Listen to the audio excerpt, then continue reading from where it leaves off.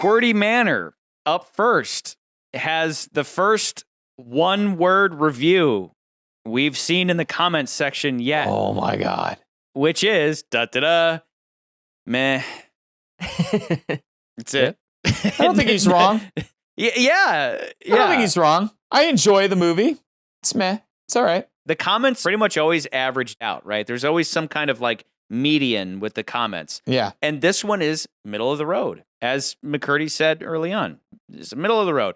Blastoise, old Ethan Toys Blastoise. Ethan Blastoise Toys. Blastoise. Ha ha ha. Blastoise. Yeah, we don't have Scott to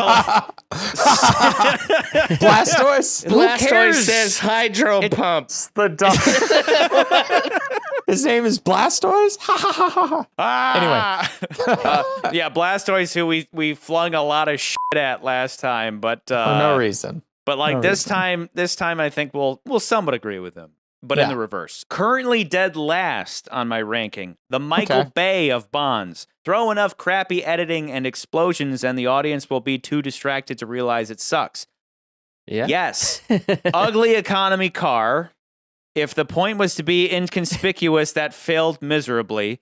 And chase in an ugly parking garage. Worst villain, what an annoying asshole. The magician they cut out, who threw razor cards, would have been cool. Oh well. I know nothing about that, but didn't look it up. Henry Gupta, the IT guy, is a magician that's good at throwing cards. And there were scenes that they cut where he like throws cards, I guess. Wait, are you serious? Gupta did that? Yeah. That would have been cool. What? Back up. Okay. Back up. So we were talking about the BMW. I'm confused. He said it doesn't blend in, but it perfectly blends in. No. I think what he's saying, I kind of disagree with him. Like, I like the idea of the car chase taking place within a parking garage. It's kind of fun and different. I think it's fine. I think for now, I don't think there were very many car chases that took place in parking garages. Tell me if I'm wrong, but I think that was kind of the first time we kind of saw that kind of thing.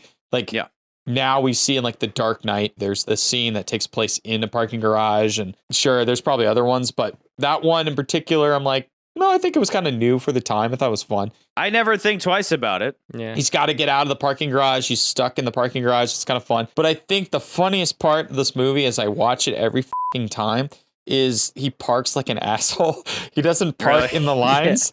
Every time I watch this movie. He's in like two spots, maybe more. He's just like, he's in such a rush. He just parks his car. And I'm just thinking like, man, if I was looking for a parking spot right now and that car was there, I'd be so pissed. Yeah. He's so pissed. Well, it's interesting that, the interesting part of the scene is that Bond's sitting there like, I have to get in the car and then I have to escape. Right. So it's cool that he jumps in the car and then he's in the back seat, which is new, but he gets his MacGuffin, which, as a side note, this MacGuffin is an interesting MacGuffin because we actually see it do stuff. So it's not like the Lecter. We never see the Lecter in action. The decoder, we actually see it in action. So it's a pretty cool MacGuffin. And then he jumps out and then James Bond does such an awkward thing. He does have bouts of hardcore property destruction. Property destruction? Definitely. And in the last movie, in GoldenEye, I made the joke about him driving down that alley in St. Petersburg and he might be killing a ton of people. But before he does it, he's like, oh, shit. Like he reacts like, oh, God. In this, he's laughing as he almost kills a bunch of people. He throws his car over a populated street, not knowing that there's not going to be like some old woman on a scooter who's like, oh, good lordy, as this car slams into her and then goes into the front of an Avis. Congratulations on a safe journey. That is such a movie moment. That's not a James Bond moment. That's just a movie moment of Bond doing something so crazily irresponsible. I mean, again, destroying St. Petersburg in a tank. Well, he had to do that for the interests of Queen and Country. He didn't have to drive a car off a parking garage and almost kill a bunch of people. He didn't have to do that. But he did it for a laugh. Like, what the is that? Again, big dumb action movie. I will say this, though, about that sequence. You can tell, for whatever reason, Brosnan's having the time of his life. He's having so much fun. We talked before about how Pierce Brosnan is kind of a Bond nerd, and then he gets to play Bond. And so it must be really cool to be standing there with Desmond Llewellyn and, be like, hey, you were in Goldfinger. Like you said, he's having fun. He's clearly having fun. He's having a blast. He's not questioning that this is a big, dumb action movie. He don't care. He's whatever. Like, I'm James Bond. Who cares, I'm laying in bed with this bombshell, this blonde bombshell Danish chick. I don't give a It's not my favorite car sequence by any means. Like, I still think The Spy Who Loved Me might be one of my favorite super spy car sequences. It's a fun little commercial if you're like, trying to sell BMWs to people who are going to watch this movie, because I bet you they sold a lot of BMWs after this movie. Yeah. The stinger going through the windshield and out the back windshield is, that's cool. I just laughed that guy has a Stinger missile. Yeah, right. I do agree with Blastoise in that, like we said earlier, the car is kind of like, that's the Bond car. We get cooler BMWs later. BMW 750. That's the Bond car. Like the last movie, we had a really cool sports car. We didn't see it do anything cool, but we had a really cool sports car. This movie is a movie that every businessman probably owns. Exactly. Even today, you're just kind of like, eh. But anyway, so he says Malin, not Waylon. Malin is wooden. Her kung fu is show-offy and useless when Bond can just as easily tap people on the shoulder and punch them when they turn around. Boring despite being one of the shortest. Yes, I think it's worse than that one. I think he's talking about Quantum. That had better car chase, better villains, better girls, better locales, better everything. Sounds like we have Scott back. No, I agree with him in this, saying that like with her acting, it's funny because like they made a huge thing about how like, she was, Brosnan's like, oh, she's so great. She's so great. Pathetic. Best part is the Surrender song they didn't use, and the David Surrender Arnold song's score. the one at the end that David Arnold wrote. That's the Surrender song. Yeah. So I see his points, but I don't judge the movie that harshly. I'm like, yeah. I get what he's saying. He is 100% correct about it being the Michael Bay movie of the Bond series, but I still don't hate it for that. Murphy Chase says, I think Tomorrow Never Dies is solid. There's nothing about it that really doesn't work, but besides some good action scenes and Carver being a cool villain, it really doesn't stand out when looking at most of the other films in the series. It's a very enjoyable film, but I would personally put it somewhere in the middle. So a couple middles and a bottom. Very middle of the road. Another middle of the road. I agree. I don't necessarily think Carver's interesting, but like you and I were saying. He's interesting, but he's not fully fleshed out. And he's a cartoon. He's a cartoon. He's another one of these bad guys that could have been a lot better, but he's just kind of muddied down by like, what is his why? What is his motivation? K1 says, on the subject of Tomorrow Never Dies, totally serviceable. Terry Hatcher was wasted and should have been Carrie Lowell reprising Pam Bouvier, so I actually cared when she dies. That's what you were saying before, Nans. It should have been somebody pre-established so that we could care a little bit more, which is a good note. I love the Dr. Kaufman scene, and the action is great.